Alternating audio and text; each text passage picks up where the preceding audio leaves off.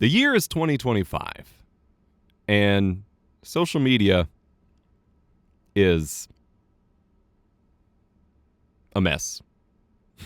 Big mess, yeah. And you and I keep at least identifying with a problem facing all of these alternate social media clones and whatever that I think is representative of the bigger problem. And it connects to something that I've been complaining about for a very long time. So I want to talk about not every tool can be a hammer, and not everything you want to do online is a nail, and maybe we all don't need to be in the same room on social media all the time, and trying to have the cool kids room and just keep making new rooms maybe doesn't solve everyone's problems. Oh, yeah. Yeah, no, I mean, obviously the landscape of social media has changed dramatically over the past 20 years, because you and I mean, we started with AIM Yeah. and forums, and that was kind of the Wild West, I think, in terms of like pioneering the way we interact online. Yeah. And it kind of slowly, people started realizing like, hey, we can commercialize this. We can turn this into a platform. We can do all sorts of things that legitimize this as a form of communication and interaction online. And it went from like, MySpace and Google Circles to Facebook and Twitter and Blue Sky and, Instagram and TikTok. And it's all kind of varying shades of just corporations exploiting people for profit at this point. Right. And it's kind of frustrating, man.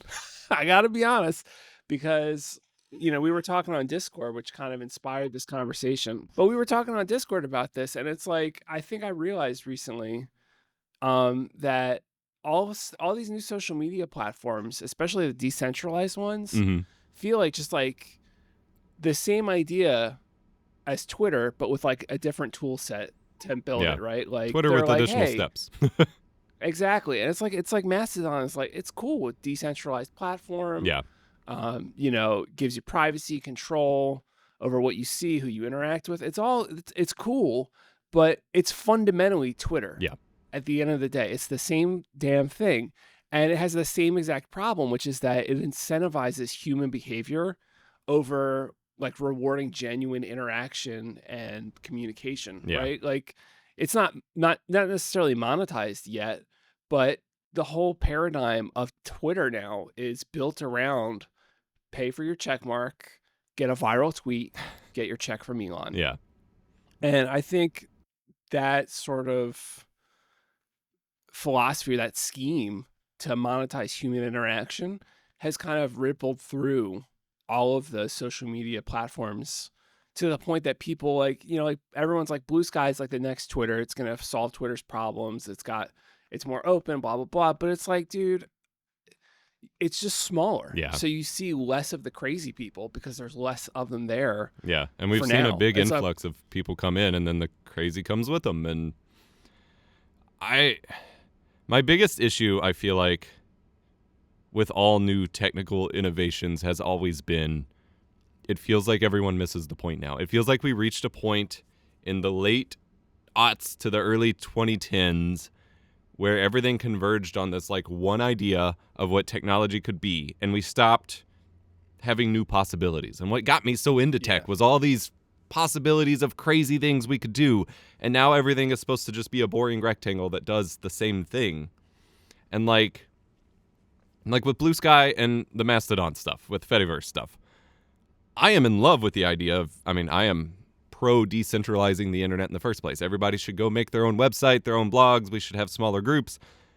But decentralizing Twitter specifically solves small problems that ignore the big problems of Twitter as a concept.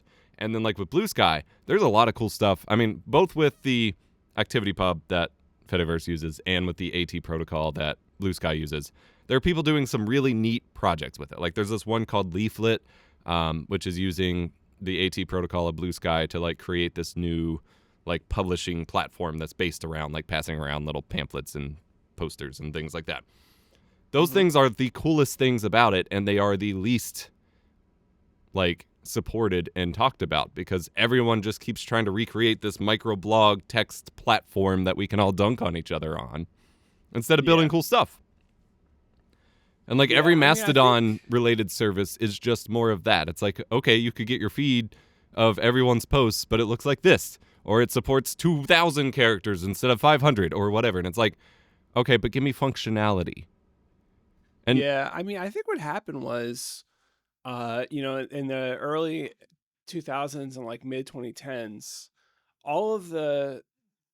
everyone had the good ideas, right? Like, what if you had like a website you could go to that you could like quickly share your thoughts on something in a limited character amount and like whatever. Right. And so, we got Twitter, and it's like we got, Instagram was like, hey, what if you could share photos easily? Yeah. MySpace, Tumblr, like all these platforms and websites came up because like someone had a good idea, Right. like in their basement, their garage, at the office, whatever.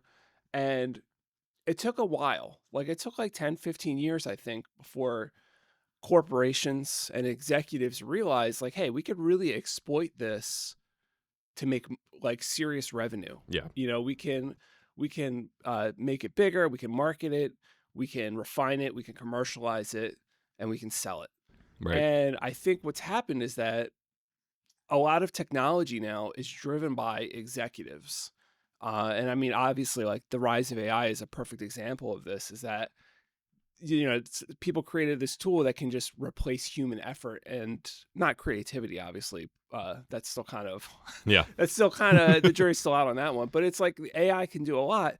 And it's like every usage of AI by a corporation is just a lazy, unrefined, hostile, sloppy mess. And it's like, I think basically the people with good ideas aren't the ones that are in control of the conversation anymore with what we do with technology. Yeah. It's basically like, yeah, I'm sure Mastodon, the people that started Mastodon, I'm sure they're good guys or girls or they, thems, whatever.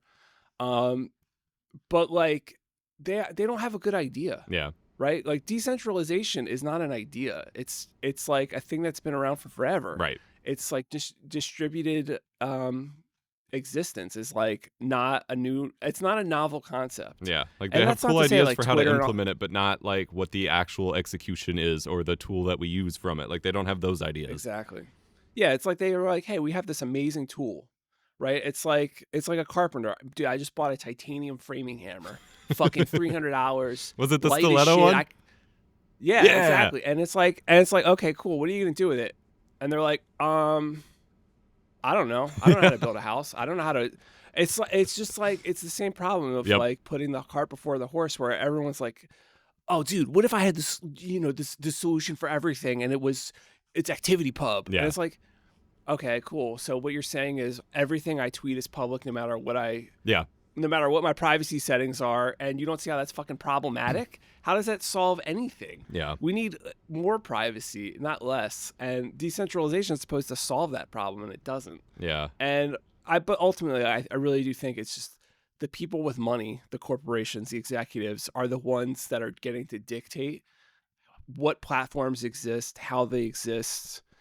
And that's a huge problem, because in the early days of the internet, it was the people using the internet that got to decide how it moved and evolved. And when you put money into the equation, it just corrupts everything. Yeah. I think to the LinkedIn spiel given by the Amazon gaming guy, who was like, we spent like 15 years trying to dethrone Steam, but we never understood why anyone used Steam. And I'm like, how do you get in that kind of position to spend billions of dollars for a megacorp and you don't have any insight into the thing you're doing? Like, yeah. Or you had to, frankly, you could hire like any number of people who actually use Steam and play games and probably dethrone them quickly with Amazon's resources. Now, obviously, you don't just dethrone something everyone uses, but you could at least build a decent competitor. Like if Gabe Newell went off and decided to make a Steam competitor because he got ousted from Valve or whatever, like he'd be able to do it. He'd know what problems Steam already faced and what he needs to focus on. Whereas, dude, that's just like, we have infinite money. We can just make the thing. Like, every concept of the meritocracy we've been sold on has been, like, very clearly exposed to just be bullshit lately. Yeah. And it always was, but, like, it's so transparent now. Uh-oh. But yeah, I mean, I feel you. Like, it's the thing with the Amazon thing that really got me is that it's very clear that the wrong people are in charge. Yeah. Right? Like, it's not just that corporations and executives and stuff are shaping the future of technology and how we use it and all that stuff. It's that the wrong executives and corporations are in charge, right? They're like, it's like, I read that LinkedIn post. I was reading it. I'm like, this guy's a fucking moron. Like, this is stupid. Like, if you're like 10 years ago, you're like, all right, dude, we're Amazon. We're really big. We want to do games because it's like an emerging market, all that stuff. Yeah. What do we do? And I'll be like, all right, first things first, you make good games. Yeah. Like, what a fucking shocking, you make a good product.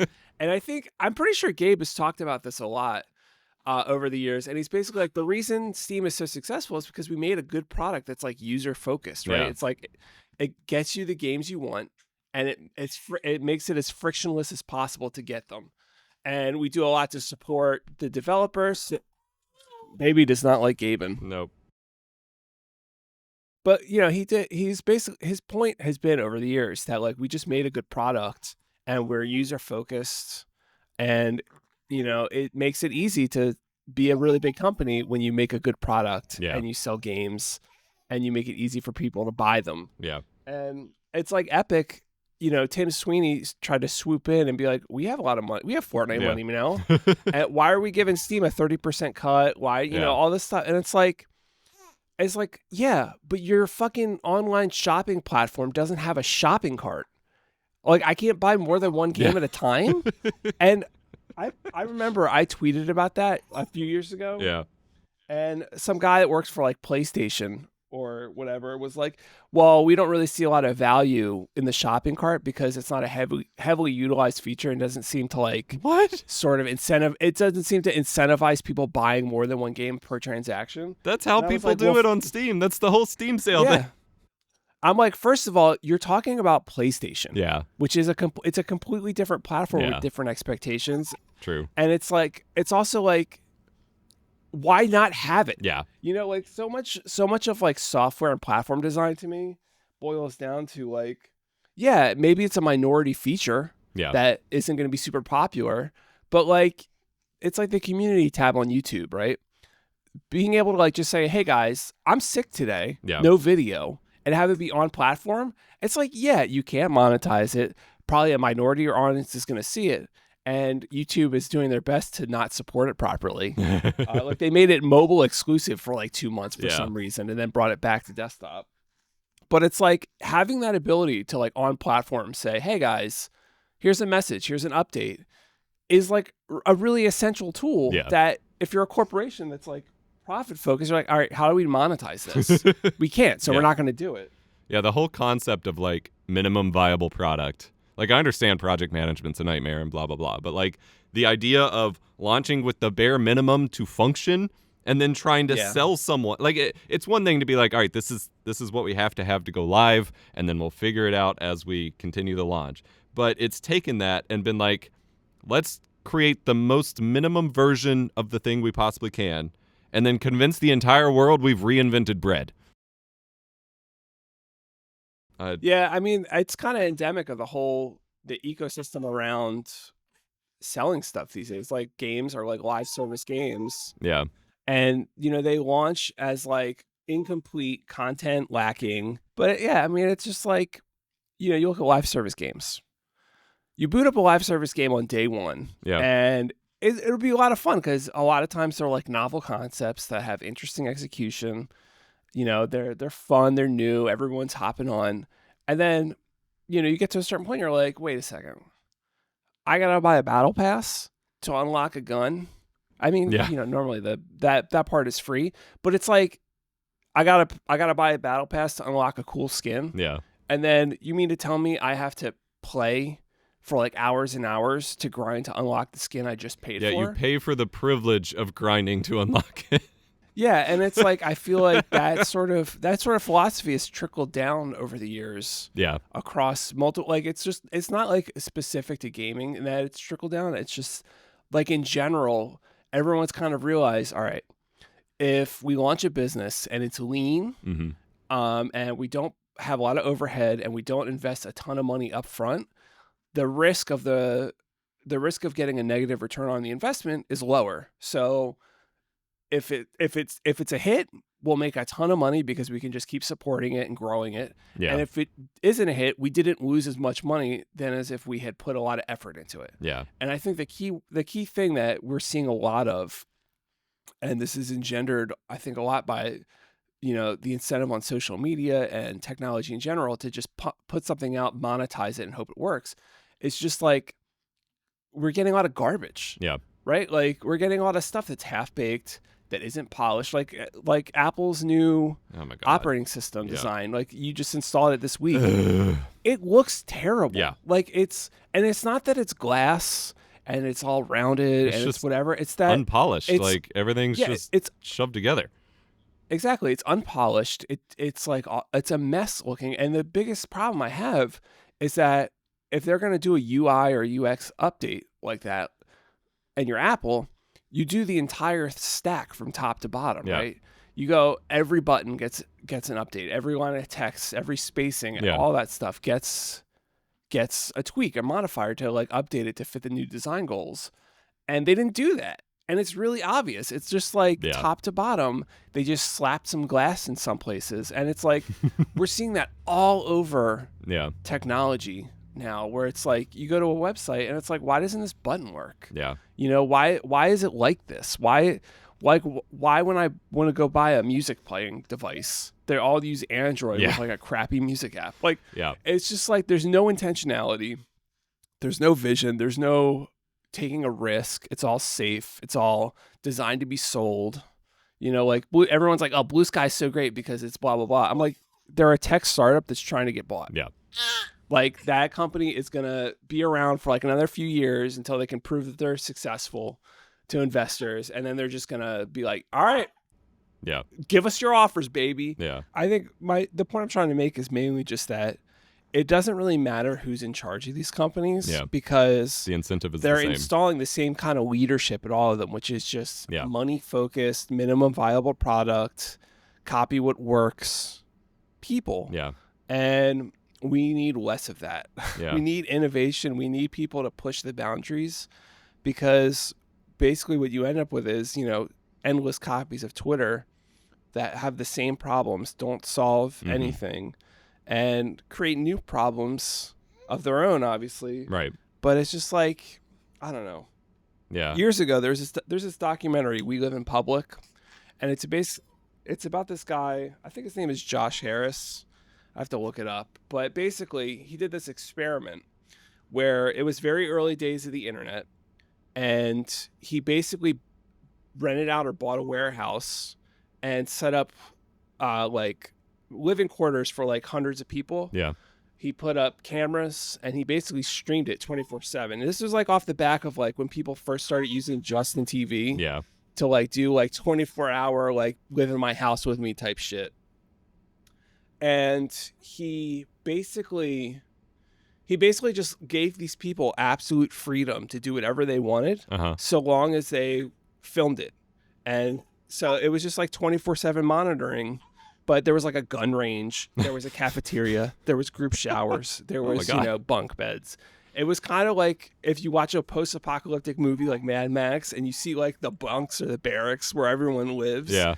It's like that. It was fucking crazy. And I think it's kind of a microcosm of what happens with technology as a whole. Yeah. When you incentivize it, when you turn it into a form of entertainment, because basically all these platforms have turned human behavior and human interaction into a form of entertainment. Yep. And it did not end well for We Live in Public. Yeah. Like that experiment went sideways real quick, because it turns out when you give people unlimited freedom and broadcast them to the world, and they know about it, and then you give them a gun, they're like, hey, I'm going to do crazy shit with a gun for attention. Yeah. And while I don't think tweets necessarily are sort of the same threat to our existence as guns. Yeah. It's like the same basic concept. You're giving me a platform to do what I want with, and you're incentivizing me to do stuff with it by dangling attention and money in my face. Yeah. And I think that's what creeped me out so early on about TikTok.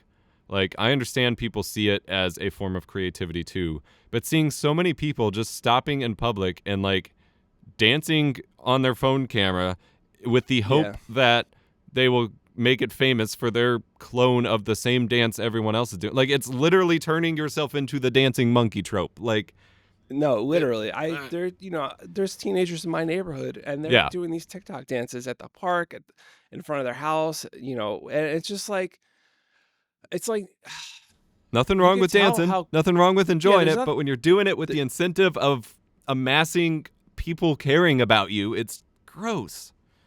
Yeah, I mean, it really feels like everyone thinks that if they join the trend and they do the thing, that they'll get rewarded. Yeah. And it's like, the reason there's a trend and the reason there are people being rewarded is because when they did it, it was interesting and different, and they were good at it. When you are just standing there miming a dance and you're not a dancer and you're not good at lip syncing. Yeah.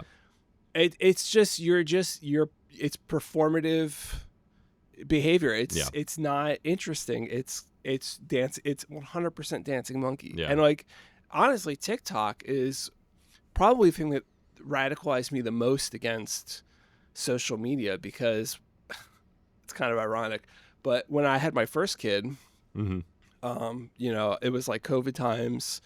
Everyone was like staying at home, so I didn't really have anything to do other than work, take care of a baby, right, and like dabble in social media, I guess. And TikTok was kind of my outlet for that at the time. Yeah. And I would basically, I'd get on, I'd be like, oh yeah, I want to talk about something. So I just record myself talking, I'd upload it, and then, I'd start scrolling, whatever. And you always see this shit where it's like, that's not right. Yeah. I got to respond to that.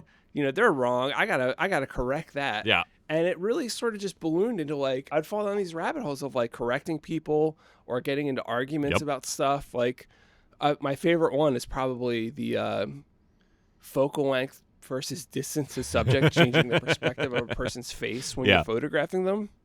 Because everyone thinks it's the lens that makes the face change shape. It's like, no, it's the relative distance between the subject and the camera that changes the perspective, because that's how three-dimensional objects fucking work, you dumbasses.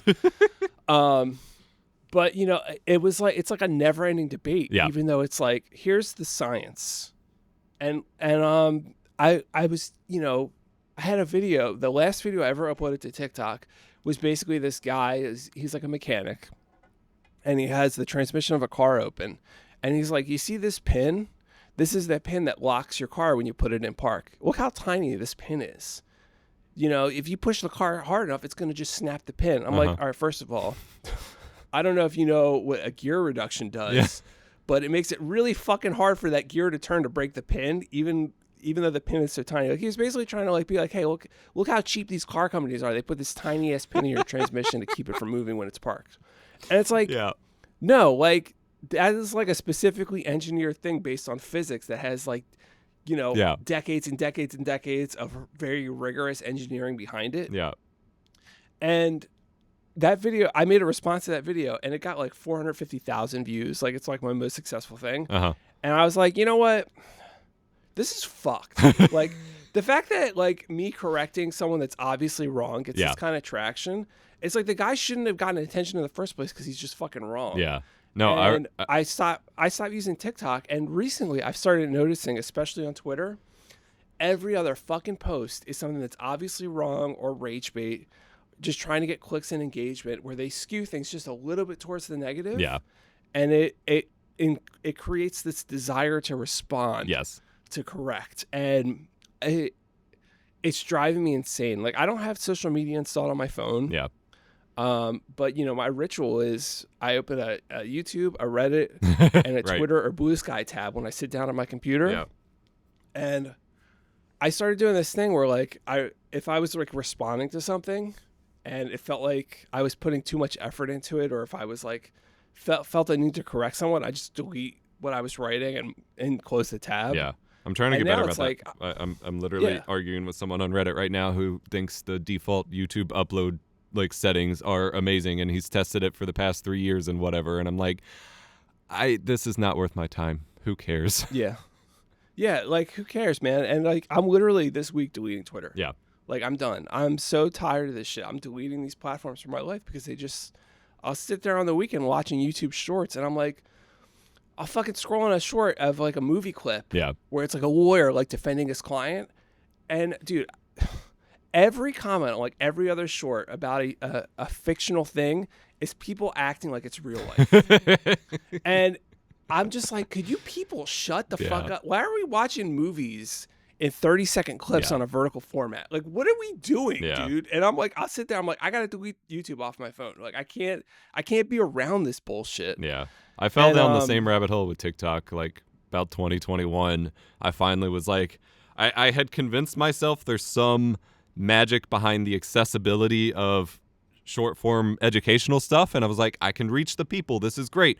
And for like 6 months it was the fastest like 20k followers I've gotten on anything. But it was that same thing of like everyone else is sharing just complete straight misinformation about like streaming or video or whatever, and I find myself constantly like stitching it and correcting it or whatever, and that's getting a ton of views, and it got super toxic.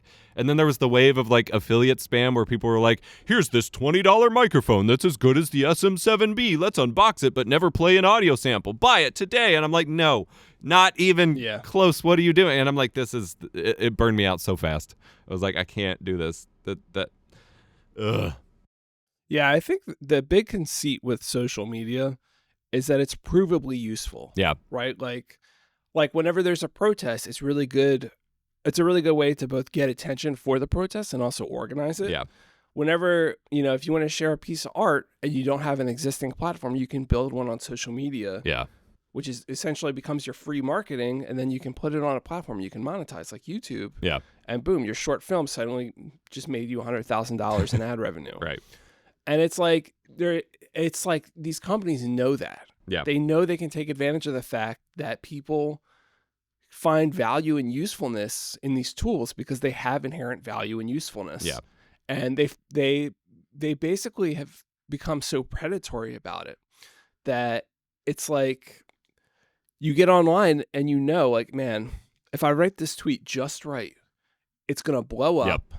I can get my Elon check in the mail, and I can like maybe turn it into like successful TikTok or YouTube videos or something, right? Like every viral TikTok star had like the one thing that just blew up, became a trend everyone was doing, and now they have like mansions, right? And it's like it's like a microcosm of the American dream. Yeah. And the reason like we refuse to do anything about billionaires is because the second you say there should be a ceiling on wealth, or like people shouldn't be allowed to be this wealthy without giving back. Someone thinks it's like being taken from them, even though they're not in that position.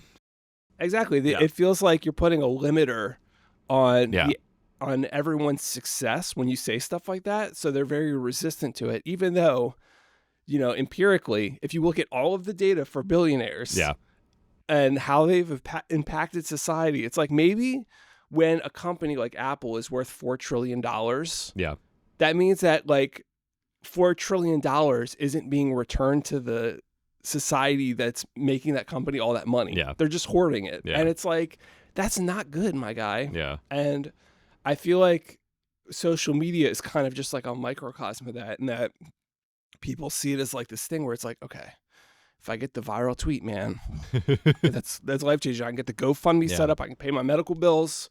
I can, and it's just like, dude, like I have a full-time job. My wife has a full-time job. We can't buy a house now. Yeah. It's like, that's the society we live in, where it's like these companies have engineered a society in which wages are so low you can barely live on them. Everything's too expensive. And they're like, hey, look, guys, I'm going to jingle the keys of Twitter. If you get a good tweet, I'm telling you, you could be rich. Yeah. You just got to have the incentive is to write compelling, entertaining tweets, not share a genuine artifact of your life. Yeah. And that's like true of like everything. And it's just like, you could totally reach people with educational shorts that teach them how to use OBS or a camera or whatever.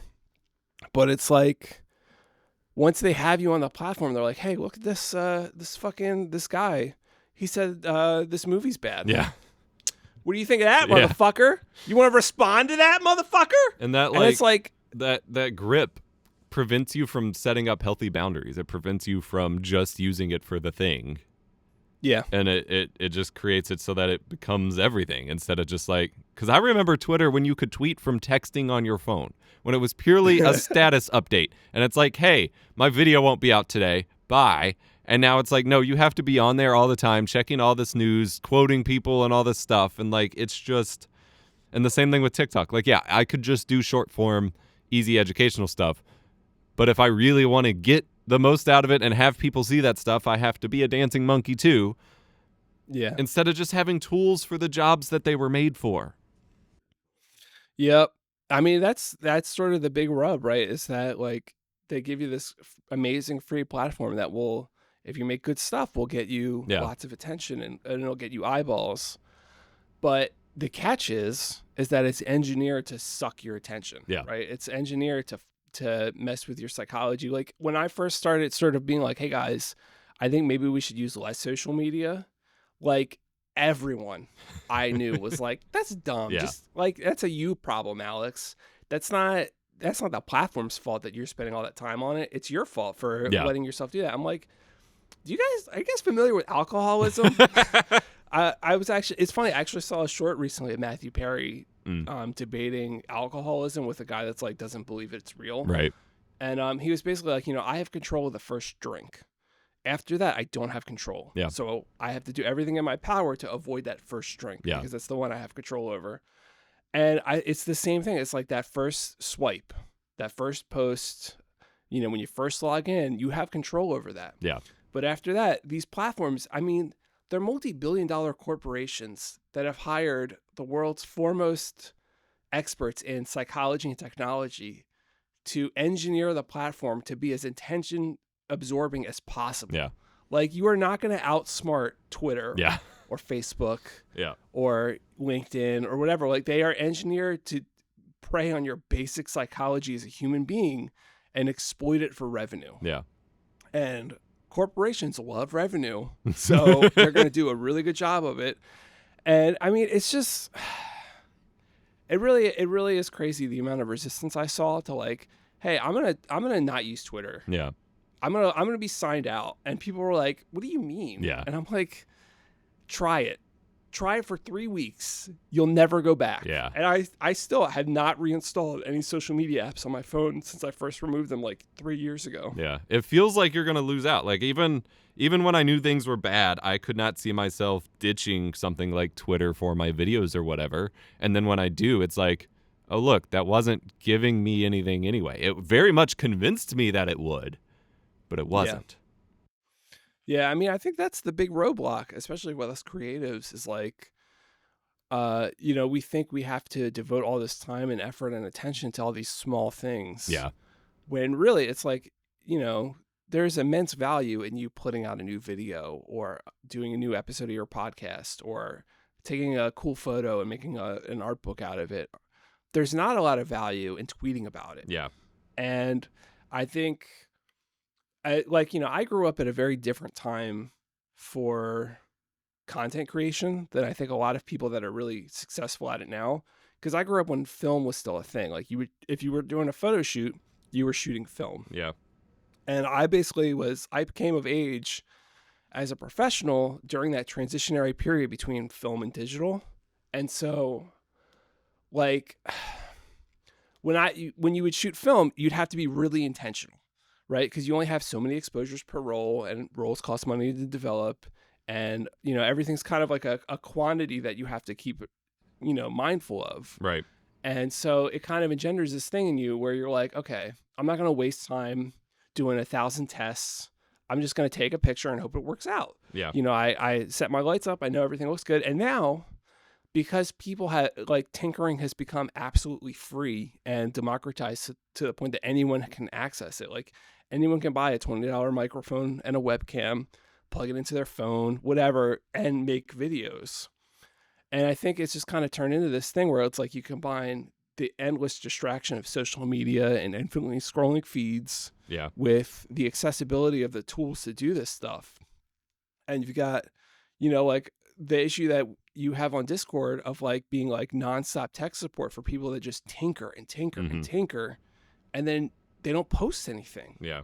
And it's like, listen, I get I see a lot of, this is my first short film. What do you think? I'm like really nervous. This is my first video edit. What do you think? I'm really nervous to post it, blah, blah, blah. And I'm like, once you've done something like 10,000 times, it becomes a thing you do. Yeah. It becomes just like how you live and breathe.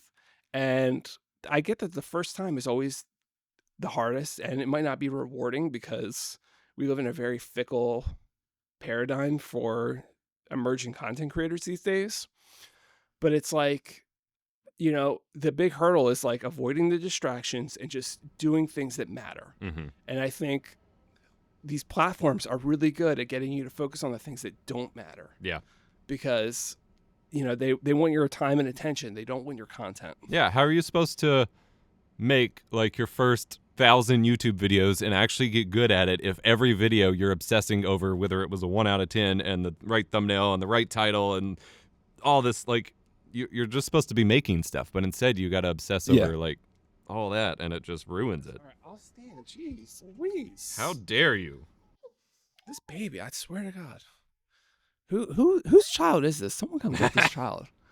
Hate to break it to I you. realized recently, like on a creative level, and like just like a professional level, I feel like I'm not saying anything important anymore. Yeah. And I'm just doing first impressions of video games or reacting to stuff or like covering like the minutia and the basics. And it's like I watch people like Jacob Geller, and I'm like, I want to say that shit. I want people to watch my video and get like an emotional response and feel like they listen to something important. Yeah. And social media is so set up to like not be like that. And it's kind of crazy, but it's also like, I think once you get over that threshold of like engaging with everything on a platform and just start focusing on you as a creator and putting out what you want to see in the world, it's a completely different sort of and much healthier pattern of behavior and mindset. Yeah. All right. Use tools responsibly and start. I don't know what the answer is. That's the thing. I think everyone reaches their own breaking point, and it seems like you experienced when you were kind of ahead of the curve a little bit. Like everyone else thinks that it sounds so alien and foreign, and then 6 weeks later, there they are in the same boat. Yep. Yeah, I mean, so one of the things that I saw when I was first started getting introduced to like social media and the internet in general was TED Talks. Yeah. And, like 10, 15 years ago, TED Talks were really cool because we didn't know that it was basically just rich people paying to jerk themselves off on stage. But also, the guest speakers they had on were legitimately interesting and intelligent people with something to say. And one of them is this guy, his name is Clay Shirky. And he's now like one of the sort of executive admin level guys at New York City University or whatever, right. NYU. But basically, he did a few TED Talks, and he wrote a book about how the internet has deinstitutionalized and decentralized knowledge, right? Like, and he was mainly talking about like this is like early 2000s, early 2010s. He was mainly talking about like Wikipedia at first. Yeah. How like if you want to know something, it used to be you'd have to go to a library or a school to learn it. You have to go to an institution, a centralized place of knowledge. And the internet has basically made it so that if you want to solve a problem or you want to get an answer, you can ask 10,000 people, and maybe, you'll get like 1% of those people actually know what they're talking about and give you the information you're looking for. Or maybe those, the 10,000 people you ask can individually piece together small bits of the larger whole, which is, the answer you're looking for. And that's like Wikipedia in a nutshell. Is like thousands and thousands of people editing articles to improve their accuracy and add more facts and data to them. Yeah. And he kind of basically predicted the curve that social media and internet culture would have, in that things are going to get really deinstitutionalized, really democratic, really decentralized. And I think the thing that maybe, I'm sure he saw it coming, and I forget if he talked about it in any of his follow-up stuff, but basically, like, corporations realized, like, hey, we're getting replaced. And one of Clay's things is that, like, when corporations or institutions feel threatened, they create the problem they exist to solve. Yeah. And I think basically at first everyone's like, oh, Twitter's really, Twitter was like, hey guys, we can be the platform for the people's voice and blah, blah, blah. And then they're like, wait a second, we're losing control of the narrative. We're losing control of the platform. The people are taking over and making it in their image almost. Like, what's successful on Twitter or Instagram boils down to who can post the coolest thing. Yeah. And it's kind of out of our control. What if we got rid of the chronological feed and just made it an algorithm that showed everybody what we engineer? Oh, dude. And then we sick. can now we have insert whatever absolute control into of the it. platform. Yeah. Yeah, exactly. It's like everyone's always like, oh, the YouTube algorithm is such a fickle mistress. It's like, yeah, it's intentional, Yeah. dude. It's designed to control what you see. Yeah. And if YouTube doesn't like what you're seeing, they're not going to show it to people. Yeah. And I don't know. It's like the whole argument that, like, these companies don't know what their algorithms are doing. I'm like, they know exactly what they're doing. The whole point is that it's supposed to look unintentional. Yeah. But you're not supposed to know what they're doing, but they do. Yeah. Yeah, exactly. And there might be some unintended consequences here and there, but it's because they keep poking and prodding at it, not because there's any sort of best video equals more views scenario. It makes me think about all the music services not being able to shuffle music, and it's because when they did random order, people were like, well, that's weird. I got the same song back to back. That must not be random enough. So they start tweaking it and hacking at it, and then eventually they just keep changing it, and then it's nothing resembling random at all anymore, because it's like, well, they want 90% their most played tunes and then 10% stuff they haven't heard in a while, and it's like, that's not shuffling. That's just... Yeah. No, it's optimized for retention at the end of the day. Yeah. Like, everything is optimized for retention. And music streaming is a great example of this. Like, what's more creative and individual and expressive than just like hitting shuffle on your iPod, right? Or like having the world's biggest music library at your fingertips and just finding new shit every time you hit next track, right? That's in terms of revenue, that's actually bad for these companies, right? They're like, if people hear like a fucking Conway Twitty song from like I forget how old Conway Twitty is. Is he even fucking real? I don't know. If a song from like fucking Elton John's like D-sides plays that no one cares about, right? And a million people hear that song and they're like, I think that's enough music for today. Yeah. That's bad for revenue, right?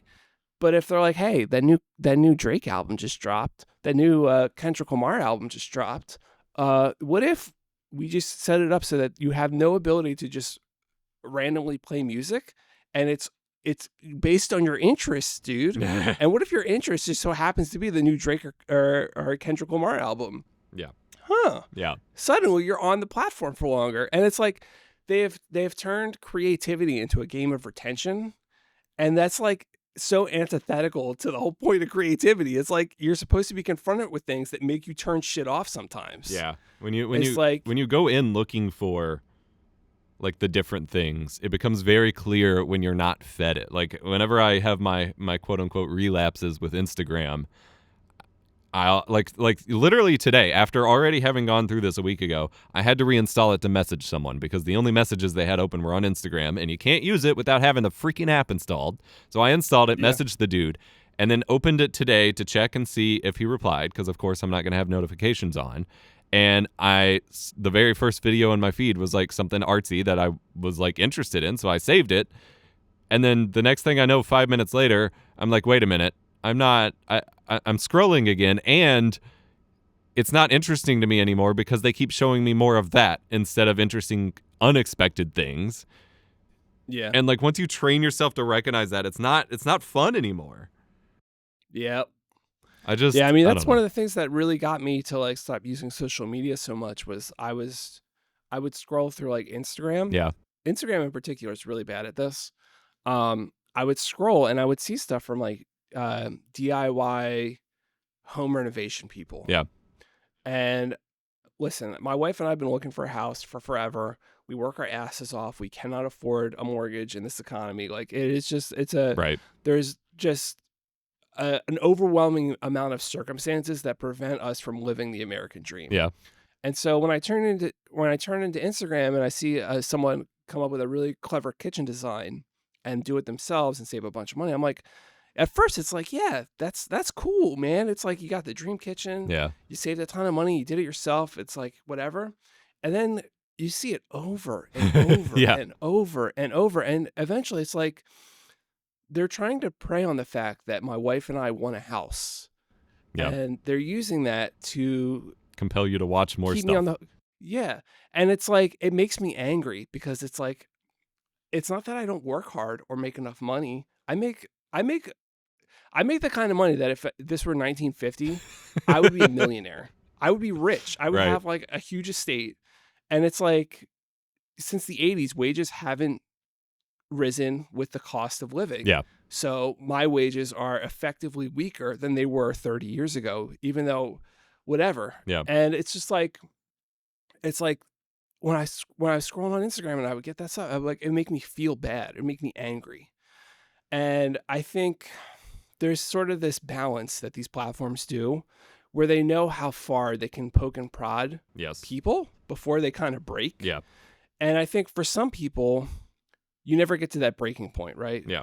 Like you've seen your 10,000th AI fucking screen description movie clip where it's just like, it's like going play by play. The man has a romantic interest in the woman, but the woman does not reciprocate. Therefore, she drives a bus through his house. And it's like, I can just watch the clip. I don't need your fucking AI voice to explain it to me. Yeah. And it's like, for me, that's like, you can hear how angry that makes me, right? Yeah. For some people, that's like their entertainment, Yeah. dude. Like that's like what they're like interested in. They're like, yeah, I want to learn more about this Bollywood movie with an AI generated scene description telling me exactly what's happening in front of my fucking eyes. And it's like, even Netflix is like, hey, we have this mandate now where basically, even if someone's not looking at the screen, they should be able to follow the story. So make it so that every character is explaining everything all the fucking time. Yeah. So let's give them all Warner Brothers. Yeah, and it's like even in games, it's like I was playing God of War Ragnarok. Yeah. And fucking your kid is fucking like, hey, dude, the puzzle, the solution's right there, dude. And I'm like, I just got to the fucking puzzle. What are you talking about, man? Give me a minute. Yeah. I can figure it out. I'm not stupid. That's what's kept me from progressing in the 2018 one, because every time I boot it up, it is nonstop that. And like, there's other stuff for you to find on the map. There's like little pockets of things to pick up and whatever. And every time I go off the path to like go pick up the stuff or explore or appreciate the graphics, he's like, come on, you gotta go this way. Why are you going that way? Go this way. Come on, man. And I'm like, let me play the game. Yeah. It's funny because both of those games are two of my favorite games ever made. Yeah.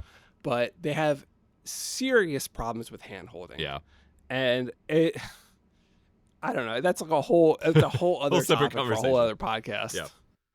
But yeah, it's just like it's the nonstop like sort of nannying people into predefined boxes that they know that they can corral people into and keep them there for longer. Is like that's like Instagram's bread and butter, man. Yeah. All right. Well, hopefully we all start building better habits. I'm gonna start talking a lot more about that. You gotta go take care of your kid. Yeah, I mean, at the end of the day, like, it's like we were talking about how, like, if you put limits on people's ability to earn wealth, they'll revolt and support the wealthy. It's like the same problem with YouTube or TikTok or Instagram. It's like, what do you mean there's a limit on how far I can scroll before you tell me to stop? Yeah. That's stupid. I want to keep scrolling. And Right. it's like, I don't know what the solution is, but it's not Mastodon. It's not Blue Sky. It's not PeerTube.